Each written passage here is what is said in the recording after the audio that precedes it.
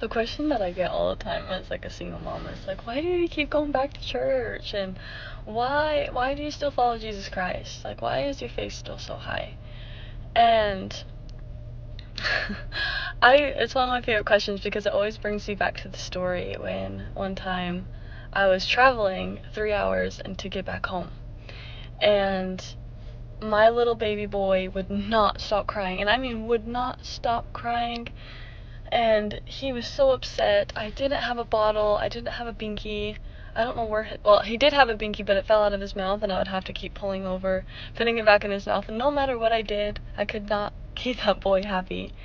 And I was about to go into a canyon, and I was scared, and it was dark, and I felt so alone.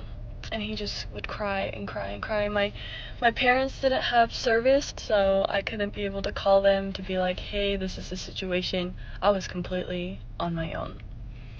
And in that moment, I chose to pray. And so I prayed, and I was like, Heavenly Father, I can't do this. I need your help. I have no idea what to do. I don't know how to help him. Please, please help me. And in the moment, I just could hear Oscar get his binky back in his mouth and slowly fall back to sleep right before the canyon hit. And I knew in that moment that God seeing me in my low moment, in the hardships.